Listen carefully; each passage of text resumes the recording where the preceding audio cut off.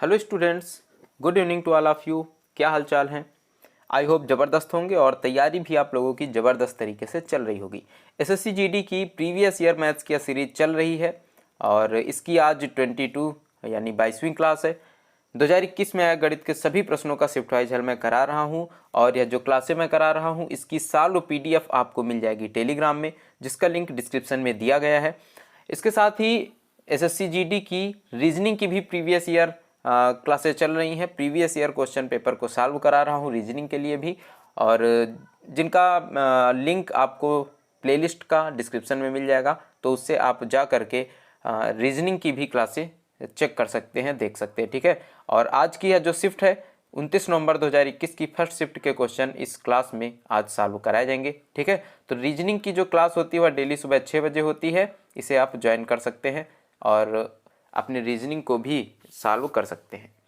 आज बढ़ते हैं पहले क्वेश्चन की तरफ। आज की इस क्लास में वह छोटी से छोटी संख्या कौन सी है जिसे 6, 8 और 10 से विभाजित करने पर शेषफल क्रमशः 4, 6 और 8 प्राप्त हो। जब हमें परीक्षा में प्रश्न को सॉल्व करने की बात आती है तो हम बस यह चाहते हैं कि किसी तरह से प्रश्न कम समय में सॉल्व हो जाए और इसका उत्तर हमें फटाफट से पता चल जाए। जरूरी नहीं है कि हम बिल्कुल बेसिक तरीके से ही हर प्रश्न को सॉल्व करें। तो अगर यहाँ पर हम देखेंगे तो 10 से भाग करने पर कितना शेष प्राप्त होना चाहिए? 8 प्राप्त होना चाहिए। 8 से भाग करने पर 6 और 6 से भाग करने पर 4। तो हम देखेंगे कि 10 से भाग करने पर कहाँ कहाँ पर हमें 8 प्राप्त होगा। 120 को 10 से भाग करेंगे पूरी तरह से विभाजित हो जाएगा, ऑप्शन गलत होगा। 118 को 10 से भाग करेंगे तो लास्ट में 8 है, 110 विभाजित हो जाएगा 10 से, 8 यहाँ पर शेष प्राप्त होगा। और तीसरे में 122 है, अंत में 2 है, तो 10 से विभाजित करने पर 2 शेष प्राप्त होगा, यह भी गलत हो जाएगा। तो अब ऑप्शन बचा है 2 और 4, जो कि 10 से भाग करने पर 8 शेषफल यहाँ से प्राप्त होगा। ठीक है, अब अगला चेक कर लेंगे। अब यह दो ऑप्शन हमें केवल चेक करने हैं 8 से भाग करके, और जैसे ही 8 से भाग करेंगे तो देखेंगे कि क्या 6 शेषफल प्राप्त हो रहा है। अगर हम 8 से इस 58 को भाग करें तो 8 सती 56, शेषफल कितना बचेगा? 2 बचेगा। इसका मतलब यह ऑप्शन भी गलत हो जाएगा, क्योंकि बचना कितना चाहिए? 6 बचना चाहिए। 8 से इसे भाग करेंगे तो 8 एकम 8, और जब यही एक ऑप्शन बचा है तो सबसे पहले तो यह सही हो जाएगा। अब अगर इसे चेक कर लें तो 8 एकम 8, 3 बचा, और 8 दूनी 16, 8 त्रिका 24 और 8 चौको 32। ठीक है, 32। जब यहाँ पर 3 बचा तो 38 हुआ, 8 चौको 32, और शेषफल कितना बचेगा? 6 बचेगा। बस ऑप्शन 2 यहाँ पर सही हो जाएगा। ठीक है ना, आगे बढ़ते हैं अगले क्वेश्चन में। 23, 26 y प्लस 4y प्लस 7 का औसत 30 है, तो y का मान कितना होगा? यहाँ पर संख्याएं कितनी है? 1, 2, 3, 4, 5। 5 संख्याओं का औसत 30 है, तो इन पांचों संख्याओं का योग कितना होगा? 5 3 15 यानी 150 होगा। और इन संख्याओं को जोड़ लेंगे तो 23 plus 26 plus y plus y plus 4 plus y plus 7। y कितने बार है? 1, 2, 3 बार है, तो 3y आ जाएगा। और इन सभी को जोड़ करके इधर भेज देंगे बराबर के, तो 150 में से माइनस हो जाएंगे। और क्या क्या माइनस होगा? 7 और 4। 7 और 4 क्या होगा? 11। ठीक है, और 26, तो 11 और 26 कितना हो जाएगा? 37 हो जाएगा। और 37 3 40 20 60, 60 यहाँ पर माइनस कर देंगे तो 3y बराबर कितना आ जाएगा? 90 आ जाएगा। y बराबर कितना आ जाएगा? 30 आ जाएगा। ऑप्शन 2 यहाँ पर राइट आंसर हो जाएगा। ठीक है, आगे बढ़ते हैं अगले क्वेश्चन में। एक व्यक्ति ने एक अलमारी 4% की हानि पर 960 में बेची। अब देखिए, अगर अलमारी उसने 100 यूनिट मान लेते हैं, 100 यूनिट में खरीदी होगी, तो बेची कितने में? 4% की हानि पर, यानी 96 यूनिट में बेची है। और 96 यूनिट 4 की हानि पर बेची है ना। 96 यूनिट बराबर कितने के हैं? 960 के है। तो 1 यूनिट कितने के बराबर है? 10 के है। तो हानि कितनी हुई? 4 यूनिट बराबर 40 के। उसे 40 रुपए का नुकसान हो रहा है। ठीक है, और एक फोल्डिंग बेड 20% के लाभ पर बेचा। 100 का अगर फोल्डिंग बेड था तो 120 का बेचा, और 120 यूनिट बराबर कितना है? 840 है। यहाँ पर कितने यूनिट का लाभ लिया? 20 यूनिट का लाभ लिया है। 1 यूनिट बराबर कितना आएगा? 12 सत्ते 84 यानी 7 आ जाएगा। तो 20 यूनिट बराबर कितना आएगा? 2 सत्ते 14, 140 आएगा। यहाँ पर देखिए 40 रुपए का नुकसान हो रहा था अलमारी बेचने में, फोल्डिंग बेचने में 140 का लाभ हुआ, तो उसका टोटल जो लाभ या हानि है ओवरऑल कितना होगा? 40 की हानि इसमें से माइनस कर देंगे तो कितना आ जाएगा? 100, और 100 रुपए का यहाँ पर इसे लाभ हो जाएगा टोटल में। ठीक है, ऑप्शन ए यहाँ पर राइट आंसर हो जाएगा। ठीक है, आगे बढ़ते हैं क्वेश्चन नंबर 4।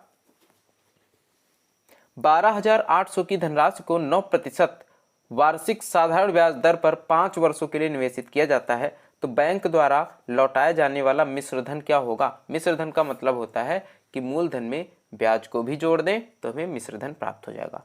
मूलधन क्या है? 12,800। ब्याज कितना है? 9% और हर वर्ष बराबर मिलेगा क्योंकि साधारण ब्याज है, तो 5 वर्षों में कितना मिलेगा? 9 पंचे 45%। अब बताएं, अगर मूलधन 12,800 है और 45% ब्याज मिलेगा तो मिश्रधन क्या होगा? 12,800 का 145% और 145 बटे क्या कर देंगे? 100 कर देंगे। ठीक है, अब हमें इसको विभाजित करना है, काटना है, तो 0 से 0 काट देंगे तो 145 से गुणा करना पड़ेगा। चलिए इसे थोड़ा सा सॉल्व आसान कर लेते हैं। 5 दूनी 10, 5 9 45, 5 से इसे काटेंगे 20 आ जाएगा, 0 से 0 कट जाएगा, 2 से काटेंगे तो 2 छाके 12, 2 चौको 8। 640 को 29 से गुणा करना है, अब 29 से गुणा कर लेंगे। 9 से गुणा करेंगे तो 0, 9 चौको 36 और 9 छाके 54 और 3 57। 2 से गुणा करेंगे 0, 2 चौको 8, 2 छाके 12, कितना आ जाएगा? 0 6 8 7 15 के 5, 6 से लगाए 6 2 8, 18,560 रुपये आ जाएगा। ऑप्शन 1 सही हो जाएगा। तो बैंक कितने रुपए लौटाएगा? 18,560 रुपये। ठीक है, क्वेश्चन नंबर 5 में दिया गया है, यदि 5 वर्षों का साधारण ब्याज मूलधन के 35% के बराबर है तो ब्याज की दर कितनी है? देखिए, अगर 5 वर्षों का साधारण ब्याज 35% है, आपको पता है कि साधारण ब्याज हर वर्ष बराबर बराबर लगता है। 5 वर्ष में अगर यहाँ 35% मिल रहा है तो 1 वर्ष में कितना मिलेगा? 35/5 यानी 7%। तो यहाँ पर ऑप्शन 3 सही हो जाएगा। क्या आ जाएगा? 7% आ जाएगा। ठीक है, क्वेश्चन नंबर 6 में दिया गया है 10% वार्षिक ब्याज दर पर 2 वर्षों के लिए निवेश की गई किसी निश्चित धनराशि पर प्राप्त ब्याज। धनराशि पता नहीं है तो धनराशि मान लेते हैं x, और x में 10% ब्याज दर है, 2 वर्षों के लिए निवेश करा गया है, तो 10 दूनी 20, 2 वर्षों में साधारण ब्याज कितना मिलेगा? 20%। तो x का जो 20% है वह 5,000 की धनराशि पर 10% की दर से 2 वर्षों में प्राप्त चक्रवृद्धि ब्याज, जबकि ब्याज वार्षिक रूप से चक्रवृद्धि होता है, का आधा है। यह जो बराबर है किसके बराबर है? 5,000 की राशि पर 2 वर्षों का 10% का ब्याज। अब 10% 2 वर्षों में अगर काउंट करें तो पहले वर्ष में मूलधन पर 10% लगेगा, अगले वर्ष भी मूलधन पर 10% और इस 10 का भी 10% अगले वर्ष लगेगा, तो 1 लग जाएगा। टोटल जो चक्रवृद्धि ब्याज होगा वो कितना होगा दोस्त? 10 10 20 1 21% होगा। तो 5,000 का 21% ब्याज का आधा है, इसका आधा है, 1/2 है, वह बराबर है किसके?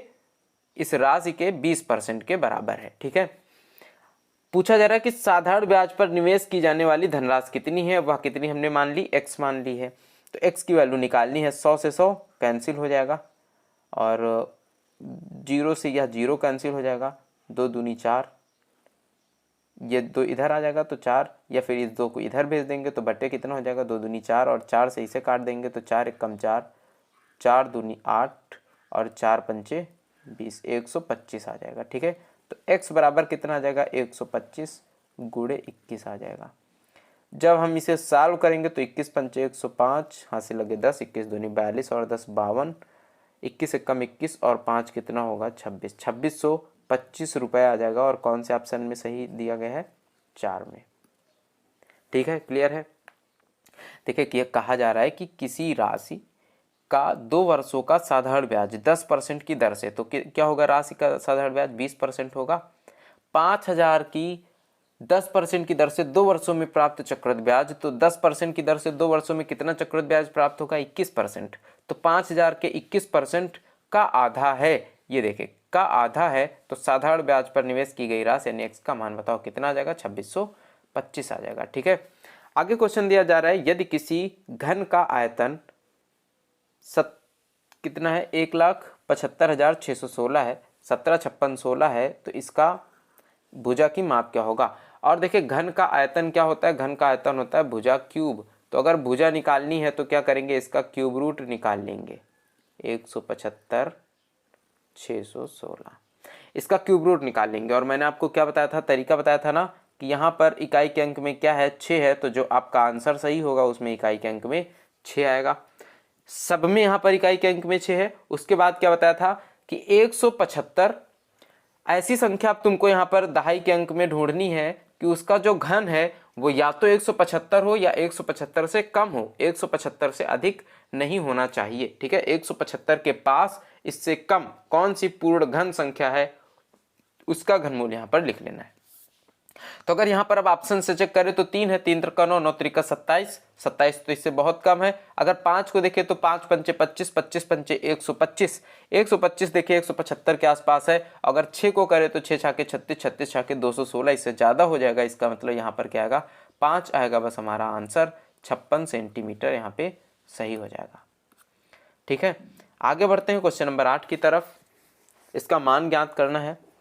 तो सबसे पहले ऑफ को सॉल्व करेंगे। 43 प्लस 7 से काटेंगे, 7 चौको 28 और 4 दूनी 8 होगा, 8 माइनस 7 हो जाएगा बटे 8 निया 72 और 9 गुड़े 2.5, तो 9 पंचे 45, हाथ से लगे 4, 9 दूनी 18 और 4 कितना होगा 22, 22.5 आ जाएगा माइनस।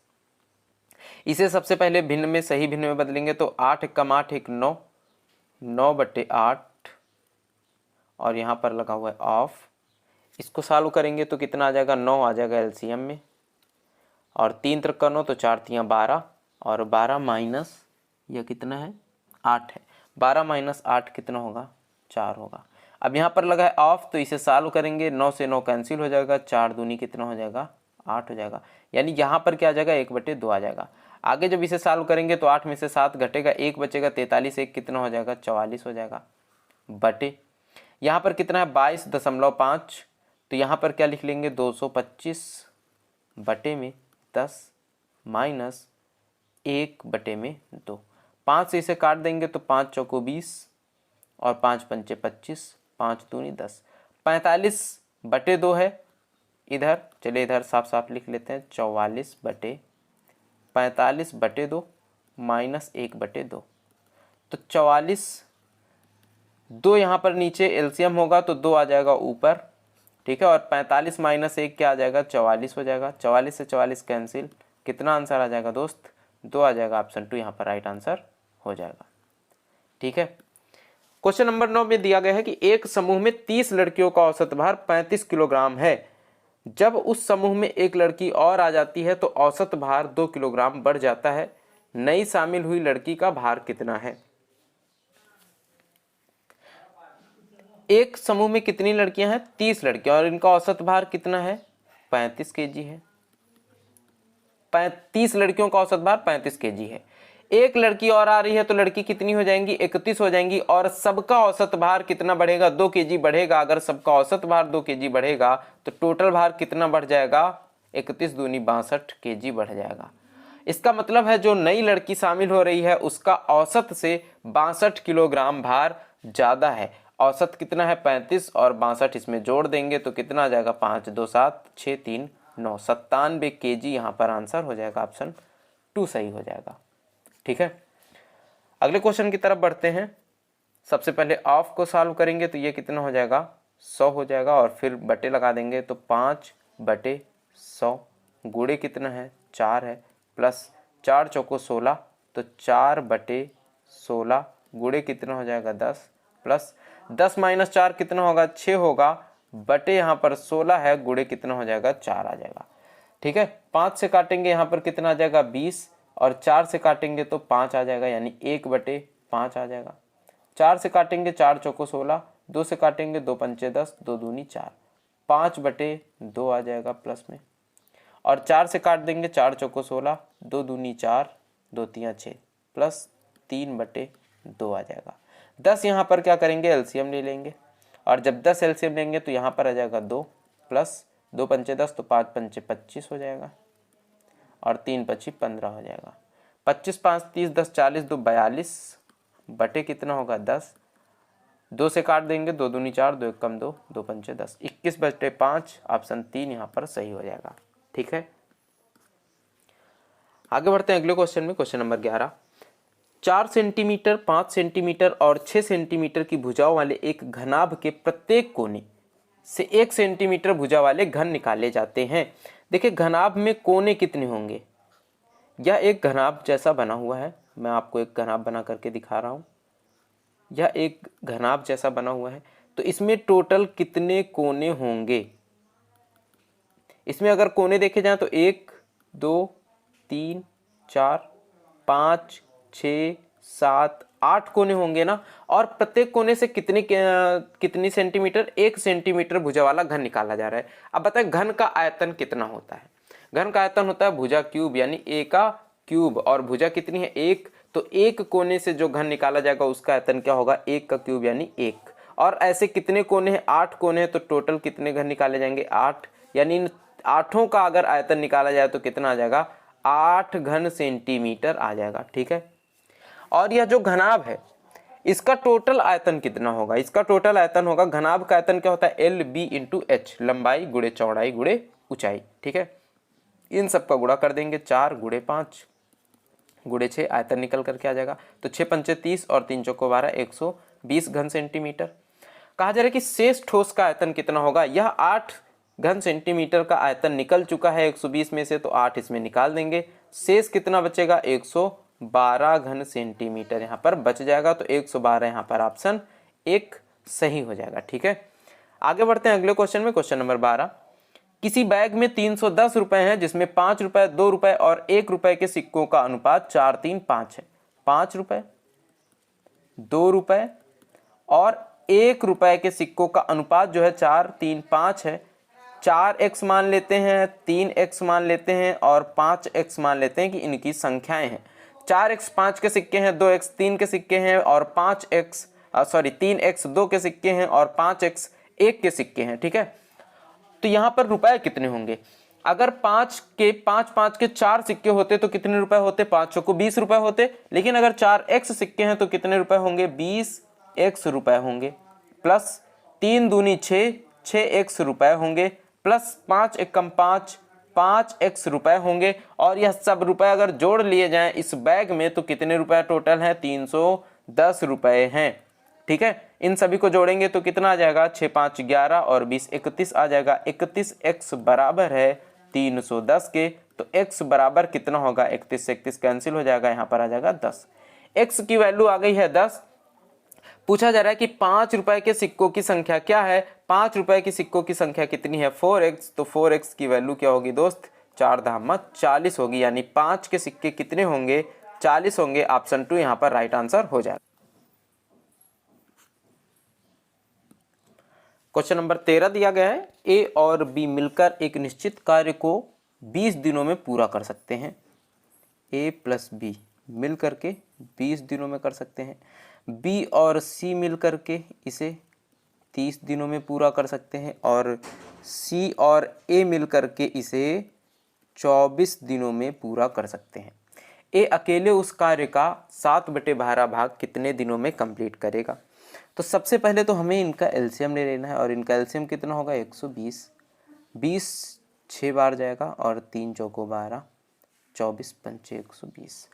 ए और बी की क्षमता 4 है, बी और सी की क्षमता ए और बी की 6 है, बी और सी की 4 है, सी और ए की मिला दे तो 5 है।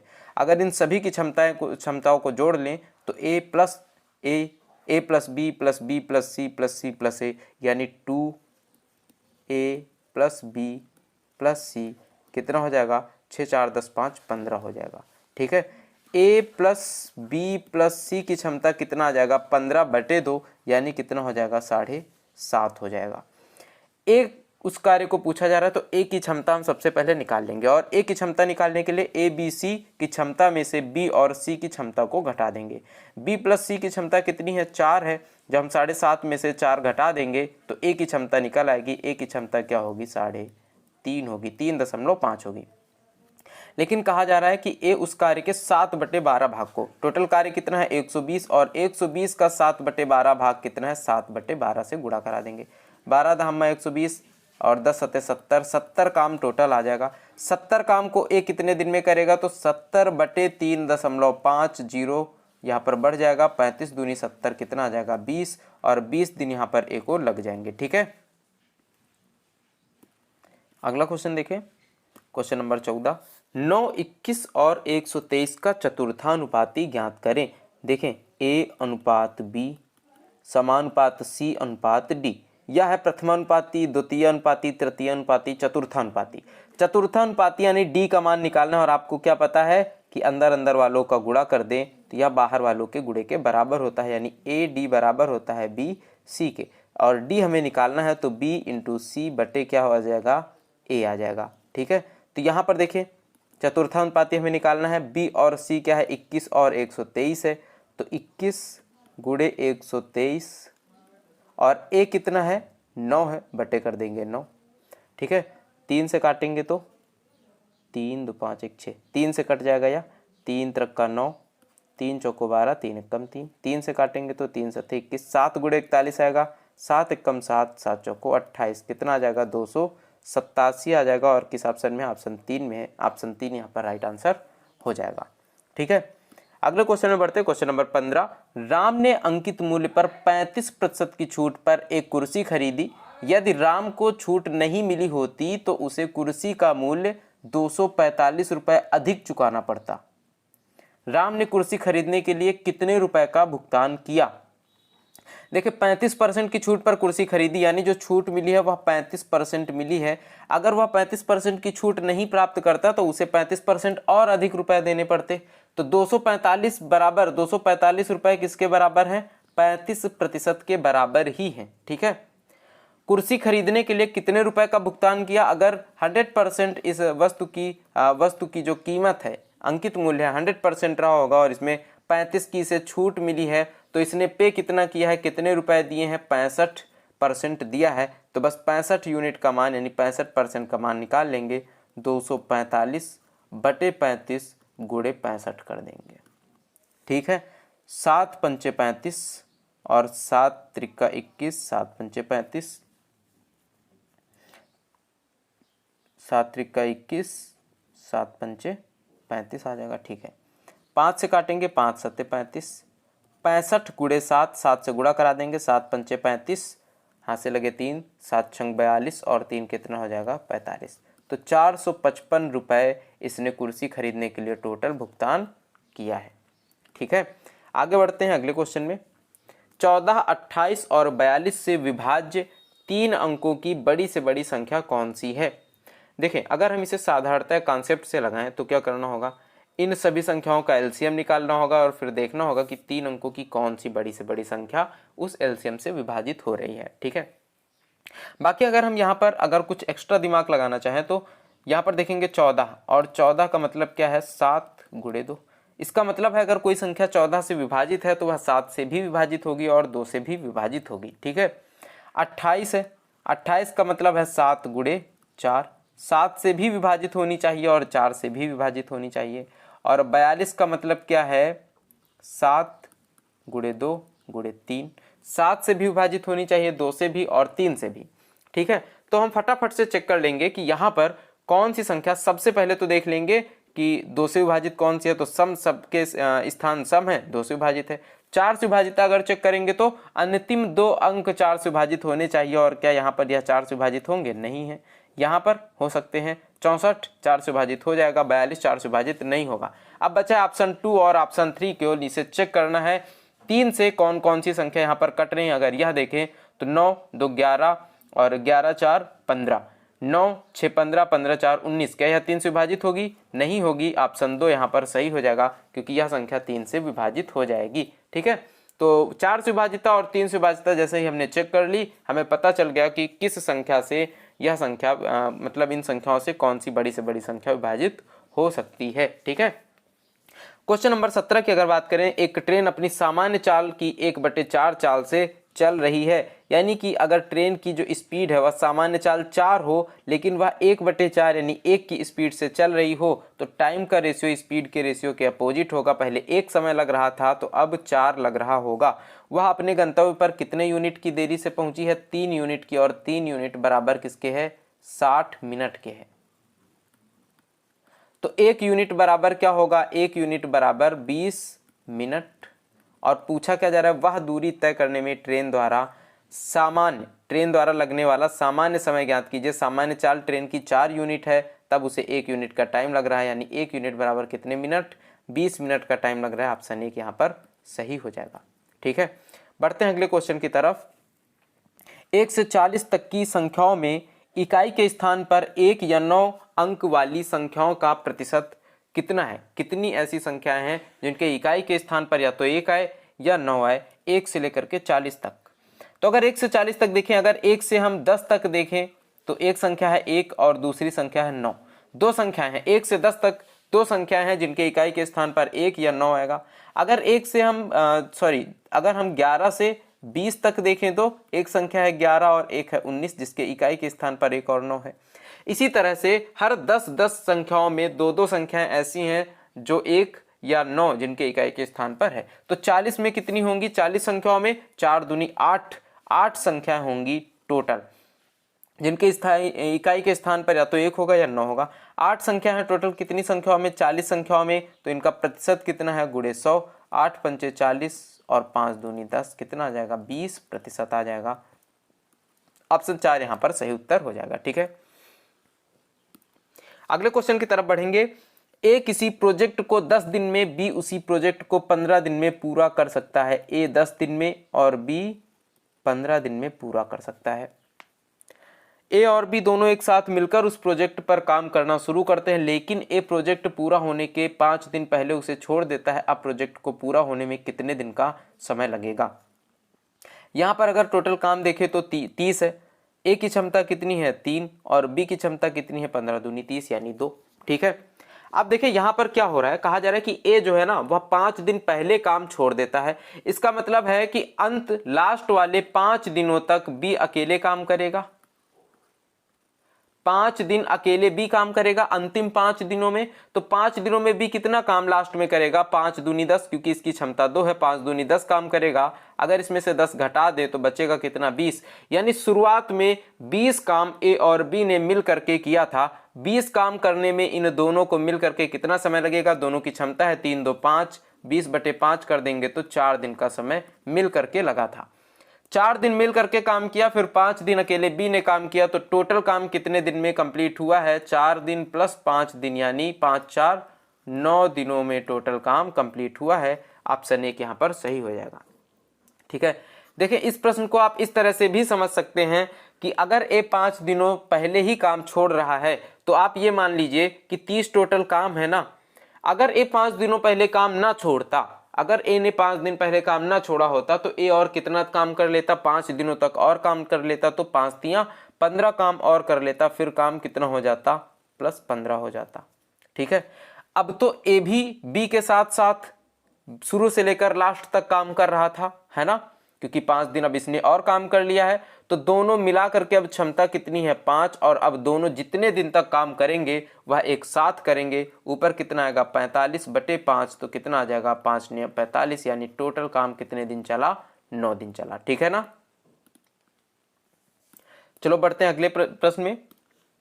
एक पंखे का अंकित मूल्य 1780 रुपए है, इसे 1655.40 में बेचा जाता है, दी गई प्रतिशत छूट ज्ञात करो। अंकित मूल्य कितना है, 1780 है, 1655.40 में इसे बेचा जा रहा है। तो छूट कितने रुपए की मिल रही है, 0, 6, 9 में से 5 गया 4, और 7 में से 5 गया 2, 1, 124.60 की यहाँ पर जो छूट है यह हमें मिल रही है, क्योंकि अंकित मूल्य कितना है, अंकित मूल्य है 1780, और बिक्री मूल्य कितना है, बिक्री मूल्य विक्रय मूल्य कितना है, 1655, तो छूट कितना है, 124.6 है।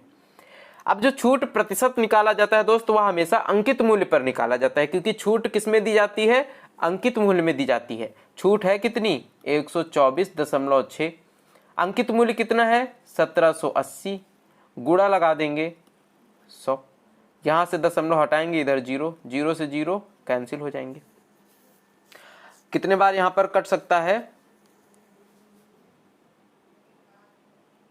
7 7 8 56, 7 7 49 और 5 54, 7 कम 7, 7 5 12। तो यहाँ पर 7 बार चला जाएगा पहाड़ा, 178 का कितना आ जाएगा 7% आ जाएगा। ऑप्शन 1 सही हो जाएगा। ठीक है ना।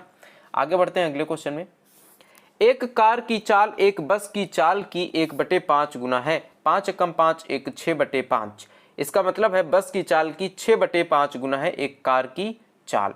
तो कार की चाल बस की चाल की 6/5 गुना है। इसका मतलब अगर बस की चाल 5 हो तो कार की चाल कितनी होगी 6 होगी। ठीक है, 5 का 6/5 निकालेंगे तो कितना निकलेगा 6 निकलेगा।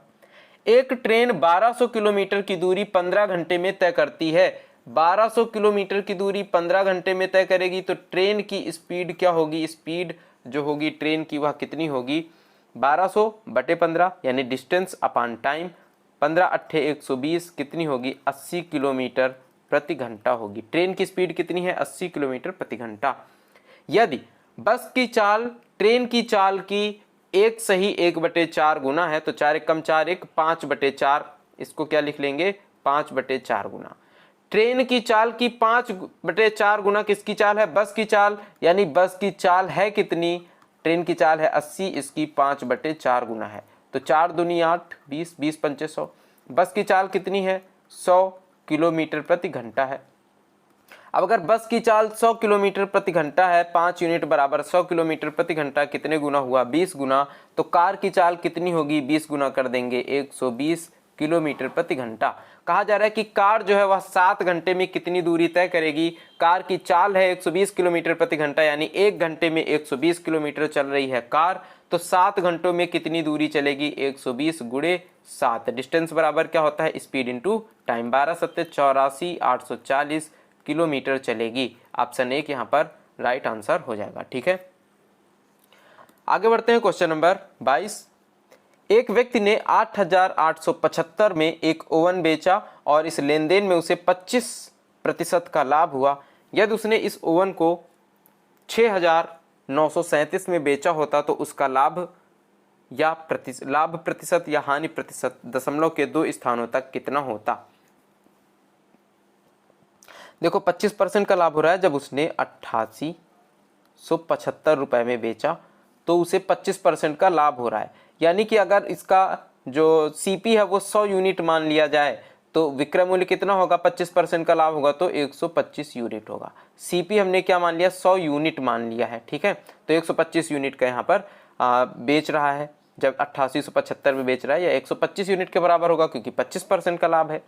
अगर वह 6,937 रुपए में बेचता तो उसे क्या फर्क पड़ता 125/8875 गुणे कितना कर देंगे 6937।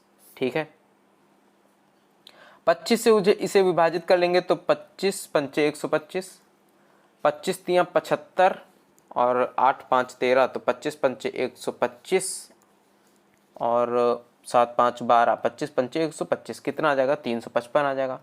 5 से काटेंगे तो कितना आएगा 5 सत्ते 35, 5 एकम 5 71 आ जाएगा।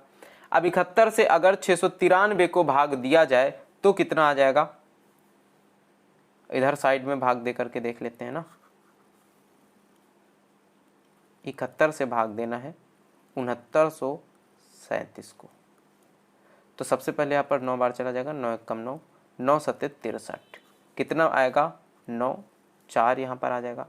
यहाँ पर 8 में से 3 गया तो 5, 7 यहाँ पर उतार लेंगे तो फिर कितना आ जाएगा 7 सत्ती 49, तो 7 बार चला जाएगा। 7 एकम 7, 7 सत्ती 49 कितना बचेगा 0, इधर 5।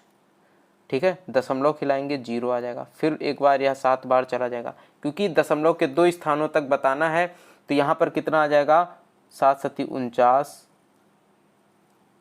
फिर यहाँ पर कितना आ जाएगा यह 3 आ जाएगा और यहाँ पर कितना बस 3 आ जाएगा। ठीक है, तो अब देखिए यहाँ पर कितना है 97.7 यानी 6937 बराबर कितना आया है 97.7 यूनिट आया है लगभग। ठीक है, अब देखिए सीपी कितना था 100 था, विक्रय मूल्य कितना है 97.7, तो यहाँ पर हो क्या रहा है इसे लाभ हो रहा है या हानि हो रहा है। तो आप देखेंगे हानि हो रही है कितने की, इसमें से घटा लेंगे एसपी को, ये सेलिंग प्राइस है ना, घटा लेंगे 100 माइनस 97.7, कितना आ जाएगा 0.3, और यहाँ पर कितना आ जाएगा 9 में से 7 गया 2, और यहाँ पर कितना आ जाएगा 0, तो यहाँ पर क्या आ गया 2.3, यानी 2.30% की क्या हो रही है, हानि हो रही है। यहाँ पर ऑप्शन कौन सा सही होगा, ऑप्शन 3 सही हो जाएगा, ठीक है ना।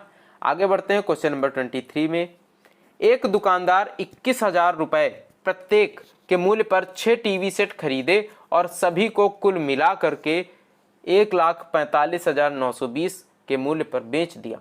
कुल लाभ या हानि प्रतिशत दशमलव के 2 स्थानों तक क्या था।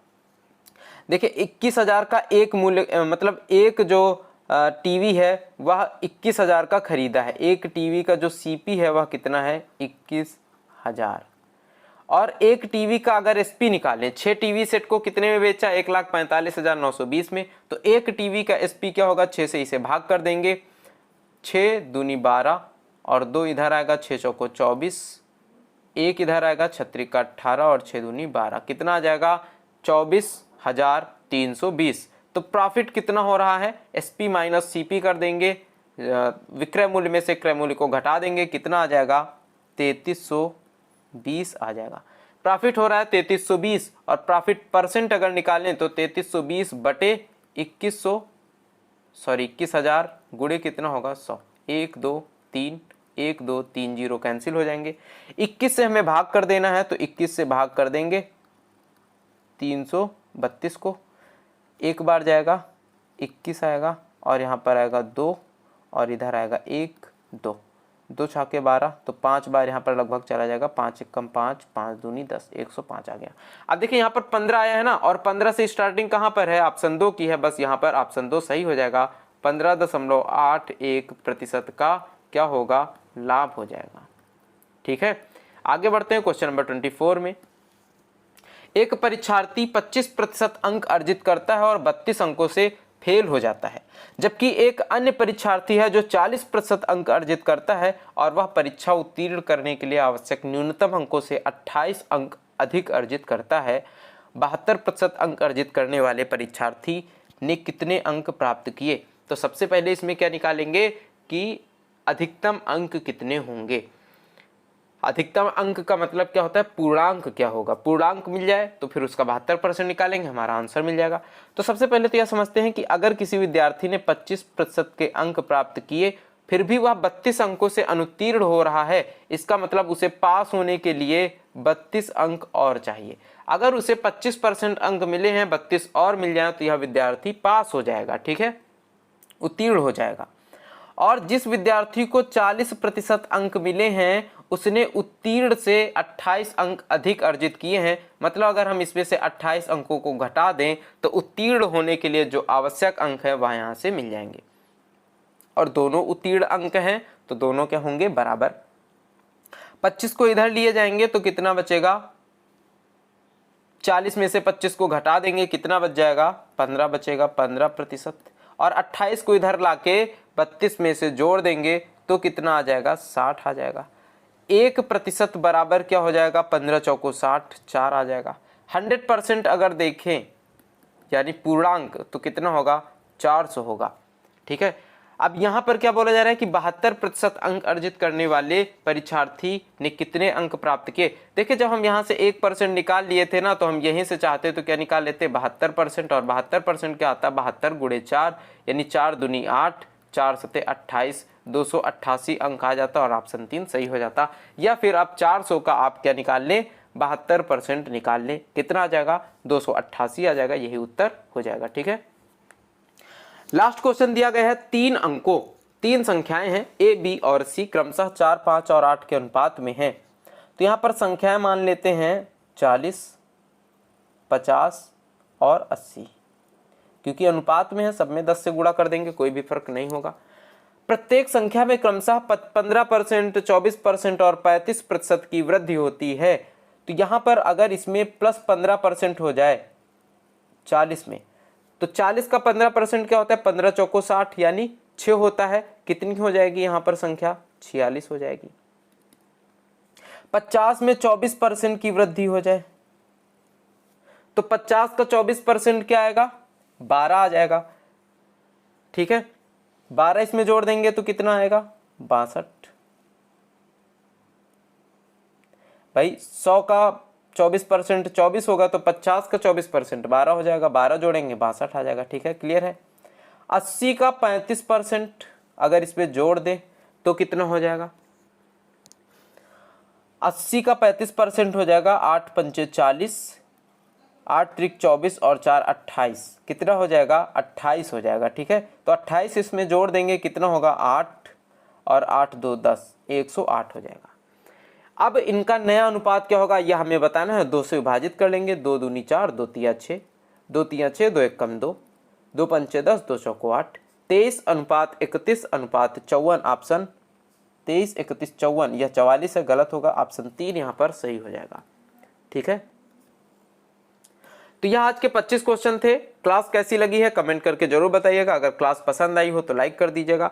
अगर आपको मैथ्स में कोई भी दिक्कत है, अगर आप मैथ्स में कमजोर हैं, आपको लगता है कि आपको मैथ्स एक बार स्टार्टिंग से पढ़नी चाहिए, टाइप वाइज पढ़नी चाहिए, तो आपके लिए एक शानदार सीरीज मैं चला रहा हूँ, SD ऑडियो बुक का सॉल्यूशन करा रहा हूँ, जो मैं बहुत ही सरल और बहुत ही सुलभ तरीके से आपको एक एक टाइप, अलग अलग टाइप को एक एक क्लास में समझा रहा हूं, और फिर एक्सरसाइज में, परीक्षा में आपको किस तरह से किसी प्रश्न को करना है यह भी आपको बता रहा हूं। डेली सुबह 10 बजे इसकी क्लास आपको मिल रही है, तो इस क्लास को जरूर ज्वाइन करिए अगर आप मैथ्स बिल्कुल बेसिक से एडवांस लेवल तक सीखना चाहते हैं तो। और चैनल पर इस तरह से जुड़े रहने के लिए आप सभी का बहुत बहुत शुक्रिया।